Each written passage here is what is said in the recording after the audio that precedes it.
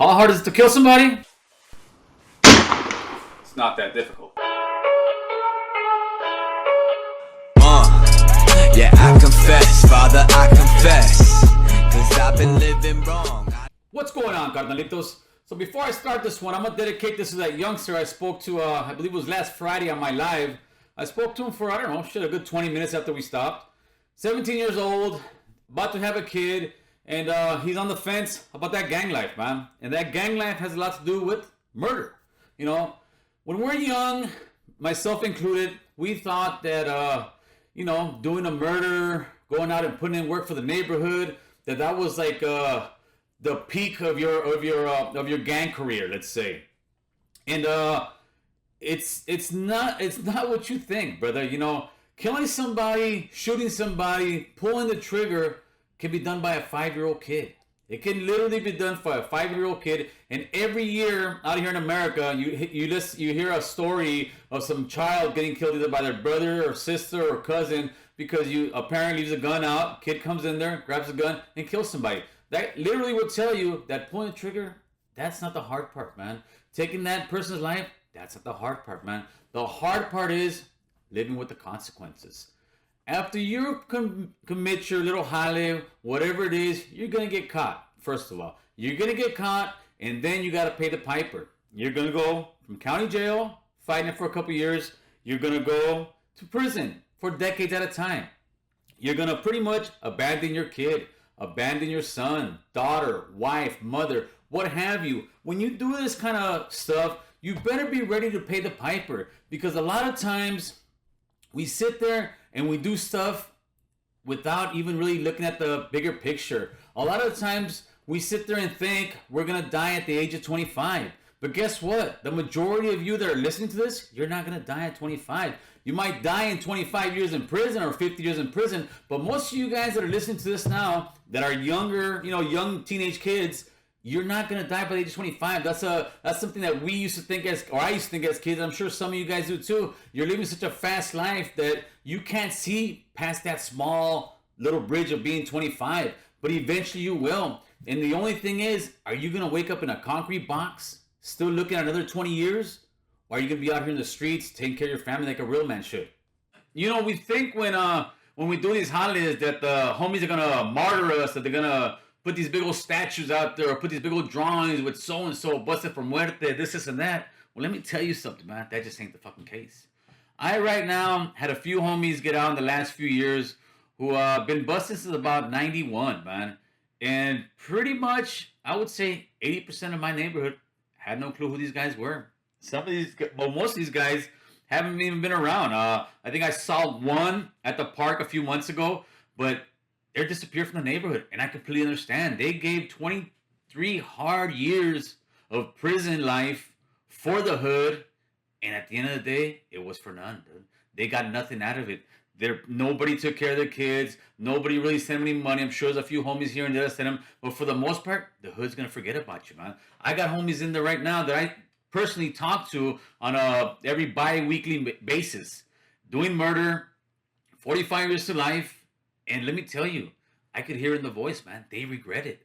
They fucking regret doing what they did and finally realizing now in their 40s that they're going to die soon. And if they don't get some type of appeal or hopefully don't get some kind of clemency, there's a very good chance that they're going to die in prison, man. In all over what? A split second, man. Of pulling the trigger, of thinking I'm a badass, of saying, you know what? Fucking chavala, whoopty whoop whoop, wolfing on your enemy. That fool's a punk, that fool's a chump. Fuck that guy, fuck his barrio, this and that. But the kicker that none of you guys understand is that all these guys that you're saying fuck their hood, fuck their barrio, they're a bunch of lames or a bunch of chumps, they're going to be sitting right next to you in the yard in prison. They might even be your cellie, man. You might be celled up with somebody that you killed his homie and he killed your homie. That's how fucked up and twisted this game is. And maybe a lot of you youngsters haven't realized that yet or haven't figured that out. But I'm trying to tell you something that you're going to look in the future, homie. Like I told this young kid, he's 17 right now. I told him, think back 5 years ago, homie. You were 12 years old, right? Because he's telling me at 17, he feels a little pressure. And that's typically what happens. Typically what happens in a gang, once you're in there and you want to get out, a lot of times homies will be like, fuck it, homie. If you want to work, especially if you're having a kid, do your thing. But it's ourselves that are our worst enemy. We sit there and pump ourselves up to say, I'm not a punk, I'm not a chump, I put enough work in for the hood, this, and that. Well, that's at 17 years old. And I told this kid, and I say kid, I mean it respectfully, homie. I said, at 12 years old, could you imagine a 12-year-old right now telling you at 17, hey, you're a punk, homie, you're a punk. You're going to look at that 12-year-old, say, shut the fuck up, you're a little kid, homie. Well, at 17, when you're 22, you're going to look at that 17-year-old kid that you're trying to pump yourself up and say, damn, dude, I was a little kid. But that little kid right now that doesn't know what the real consequences are. I'm talking about the real consequences, homie. And that's doing life in prison, carnal. Very simple. Those are the real consequences.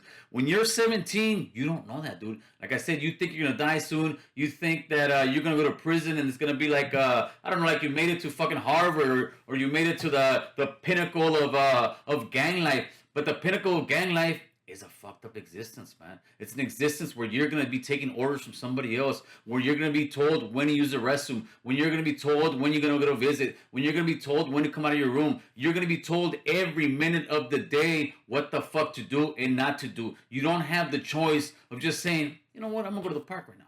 Go out the door. You know what? I'm going to go with my wife over here. Out the door. You have no say-so in the matter, homie. Sometimes you may not even want to be at yourself, but you know what? You got to come out, homie. Mandatory yard. It's shit like this that you guys just don't seem to understand, brother. You guys think you got to figure it out. You guys think it's all about being about that life. But being about that life pretty much means you don't know what real life is going around, man. You guys are too narrow-sighted. While you guys are in this little box, everybody else is up above living in the real world, man. And if you're in that gang world and you think that's all there is, you're absolutely wrong, brother. There is so much more out there, but you guys need to make that effort and you guys need to make that conscious decision to walk out of the gang, to not get into the gang. You know, I always say to my homies even, I said, some of them, they're not your homies, they're your friends, man. There's a big difference. Homies, if you're fucked up, like I said before, you say, hey, fool, I'm going to get another 12-pack. You got to work the next day. Homie, like, fuck it, let's do this. Let's party. Because they don't give a shit. Because they're your homie. Your true friend's going to sit there and tell you, nah, fool, we got to work tomorrow, homie. We'll drink that shit tomorrow. And stuff like that. It's just little, what do they call them, consejos that real friends give you, brother. But homies, they don't do that, man. Homies are there just to party, have a good time. But when you're gone, brother. So after speaking to that youngster, man, I can see that this is actually somewhat working and reaching some of you. And that's a great thing because that's what this is all about, man. This is all about reaching not just young guys, just guys in general, especially Raza that think you can't get anywhere, that you can't be more, that this is all you got. Nah, homie, we're so much better than that. We're so much smarter than that. We're so much stronger than that, brother. And you too, youngster, you've got the world ahead of you. You got a kid coming, brother, and you got to embrace it. And you got to enjoy life, man. Leave that shit behind, man. Other than that, carnalitos, today's Wednesday. We got what? 3 more days for the handball tournament, man. It looks like it's gonna be a real good time. I hope you guys come out and support. Other than that, leave a comment at the bottom. Make sure to like, share, and subscribe. And you guys have a great day. Bye. Yeah, I confess, Father, I confess, 'cause I've been living wrong.